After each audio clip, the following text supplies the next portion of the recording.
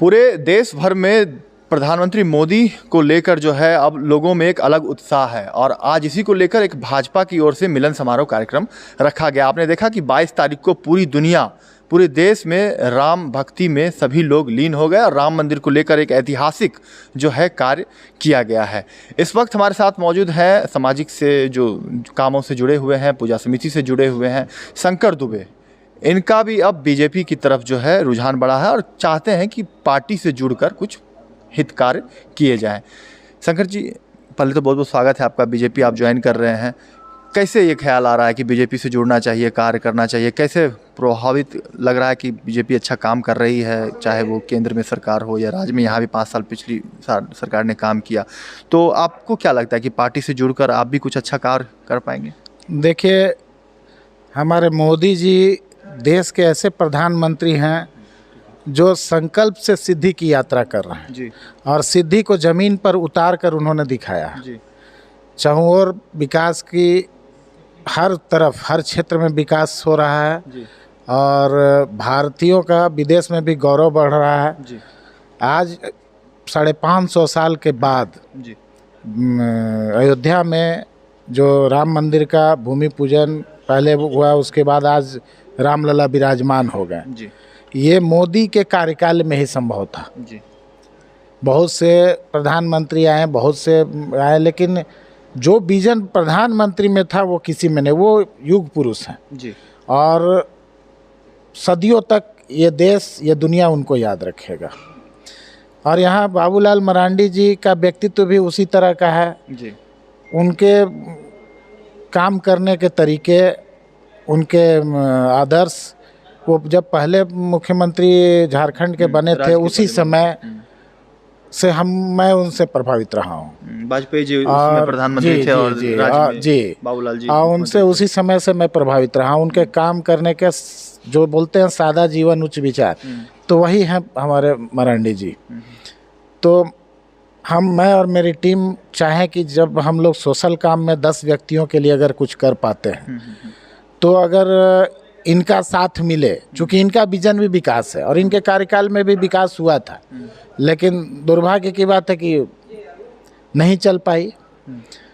तो हम लोग पुनः चाहते हैं कि एक बार वो पुनः यहाँ के मुख्यमंत्री बने और इस राज्य में भी विकास की गंगा बहे और हम लोग उसके साक्षी बने। 24 में फिर से प्रधानमंत्री मोदी बनने वाले हैं और आप चाहते हैं कि डबल इंजन सरकार, राज्य में भी एक सरकार होनी चाहिए, केंद्र में भी एक सरकार होनी चाहिए। पिछली रघुवर सरकार ने जिस तरीके से काम किया, या इधर अगर 4 साल के कार्यकाल को देखें तो कितना झारखंड में विकास हो पाया है, या कैसे देखते हैं इस हेमंत सोरेन काल को? देखिए, डबल इंजन की सरकार होने से फ़ायदा तो है ही। फ़ायदा ये है कि सामंजस्य बना रहता है और तालमेल के बगैर कुछ होता नहीं है विशेष। और हेमंत सोरेन की सरकार जब से आई है, इस तालमेल में थोड़ा सा अभाव दिख रहा है, जो शायद डबल इंजन की सरकार होने से नहीं दिखेगा। तो क्या लगता है कि आज आप पार्टी से जुड़ेंगे और आगे किस तरीके के कार्य आप करना चाहेंगे? आप क्षेत्र में जाएंगे, लोगों से मिलेंगे जुलेंगे, और पार्टी का चूँकि चुनाव होना है, लोकसभा चुनाव भी होना है और विधानसभा चुनाव इसी साल होने हैं, तो क्या लगता है कि 14 जो लोकसभा सीट है उसमें आपकी ओर से क्या कुछ योगदान रहेगी पार्टी के लिए? देखिए, पार्टी या बाबूलाल मरांडी जी जो भी कार्य देंगे, पूरी निष्ठा, पूरी ईमानदारी से 100% उसको पूरा करेंगे।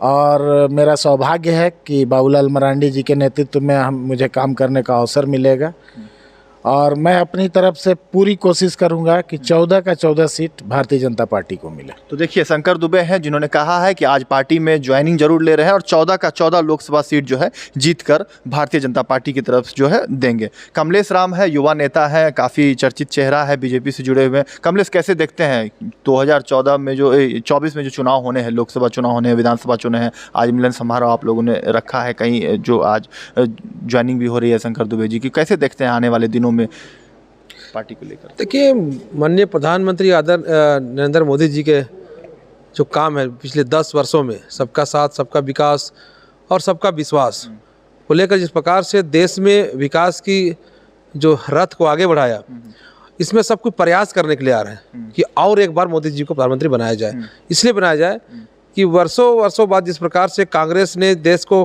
खोखला किया, भ्रष्टाचार के मान में भारत देश को भेजने का काम किया था, उससे निकाल कर आज भ्रष्टाचार मुक्त भारत देश बनाने में मोदी जी आगे बढ़ रहे हैं।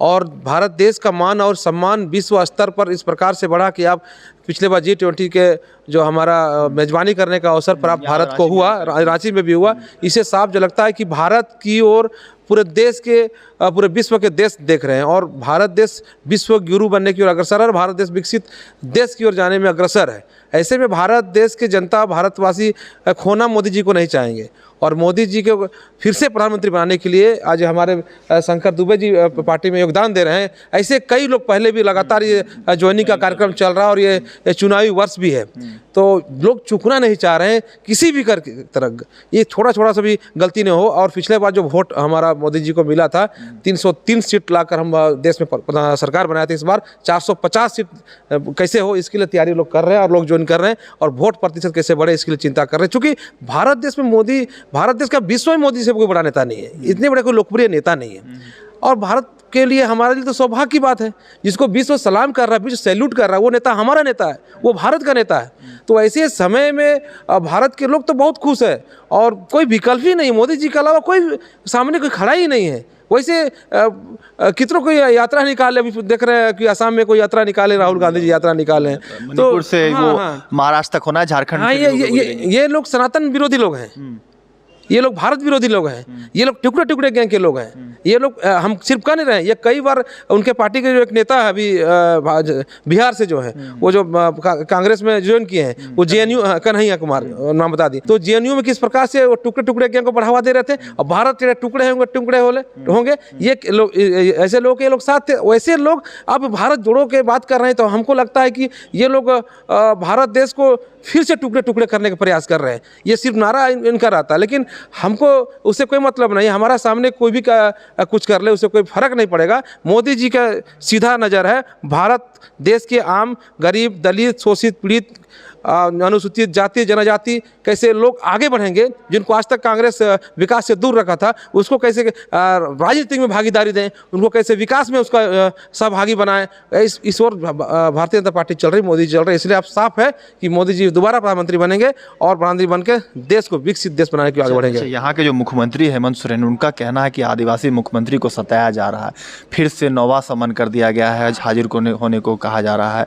क्या कहिएगा? पिछले दिनों आपने देखा कि पूछताछ हुई, कई तरह की जांच चल रही है, तो उनका कहना कि कार्य करने नहीं दी जा रही, सेंट्रल एजेंसियों से धमकाया जा रहा है, ED, CBI, इनकम टैक्स के द्वारा सरकार को गिराने की साजिश रची जा रही है, राष्ट्रपति शासन लगाने की बात। देखिए, एक तो हेमंत सोरेन जी मुख्यमंत्री हैं, उनको कौन धमकाएगा? और अगर मुख्यमंत्री हैं और एक शिबू सोरेन का बेटा है, तो लूटने का छूट कौन दिया है?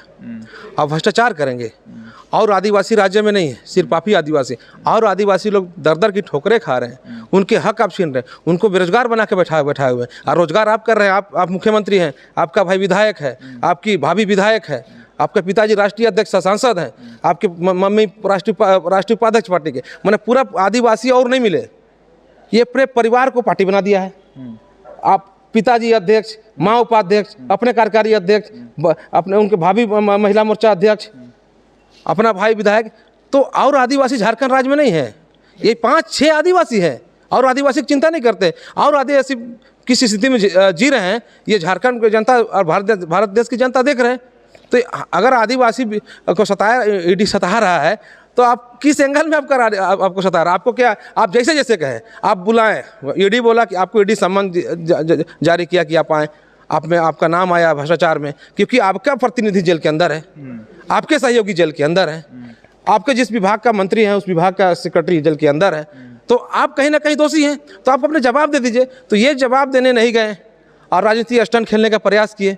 लेकिन ED को चाहिए, साफ सुथरा ED काम करता है। ED को जिसका नाम आया है, तो तथ्यपरक बात उसको निकाल कर जनता के सामने लाएंगे, जिसको सजा का योग्य होंगे वो सजा होगा। अगर उस गलत नहीं किए होंगे तो हेमंत सोरेन बच जाएंगे, तो उनको बुलाया, वो नहीं गए। देखिए ED का महानता देखिए, क्योंकि उनको निष्पक्ष जांच करना है, वो उनके घर गए, उनके घर के आवास बुलाएं, आवास चले गए ED पूछताछ करने के, जानने के लिए, कुछ तो हुआ नहीं, उसको हेमंत सोरेन को कोई दबाव नहीं ना दिया। अपने कार्यकर्ताओं को रोड सड़क उतार दिया, जबकि 144 पूरे इलाका में लगा हुआ था। 500 मीटर के अंदर में 144 लगा हुआ था। अब जो संविधान का ओथ लेके राजभवन में संविधान को ओथ लेते हैं मुख्यमंत्री और बोलते हैं मैं संविधान का रक्षक हूँ और संविधान का रक्षा करूँगा। आप बताइए 144 जब लगाता है तो अपने कार्यकर्ताओं को गेट पे बुला के आप क्या मजमा लगाए हुए थे? आप कानून को नहीं मानते हैं। हम तो कहेंगे कि और आदिवासी लोग में जो केस चल रहा है उसके यहाँ भी मैंने इसी प्रकार की फैसिलिटी मिले कि ईडी चाहे कोई एजेंसी चाहे पुलिस उसका घर जांच करने जाए। मैंने हेमंत सोरेन के लिए उनके जितना भी जांच कमेटी है उनके पास जाएगा और आदिवासी को फैसिलिटी नहीं मिलना चाहिए। तो कहीं ना कहीं बता दे रहे, ये हम तो स्पष्ट रूप से कहना चाहते हैं, झारखंड में हेमंत सोरेन के मुख्यमंत्री बनने के बाद लूट हुई है, हजारों की लूट हुई है। संथाल परगना खोखला हो गया है, वह खनन पूरा खत्म हो गया है। इसके अगर दोषी कोई है तो हेमंत सोरेन है और हेमंत सोरेन का ट्रैक रिकॉर्ड है, झारखंड मुक्ति मोर्चा का ट्रैक रिकॉर्ड है। इनके पिताजी भी तो 4 सांसद को बेच दिए थे 5-5 करोड़ में। कौन भी कहते 1992 में पीवी नरसिम्हा राव की सरकार किसने बचाया था? यही हेमंत सोरेन, यही शिबू सोरेन ने अपने सांसदों को बेच दिया था। तो ट्रैक रिकॉर्ड कहता है कि ये जब भी सत्ता में आएंगे बेचेंगे और बेच रहे हैं।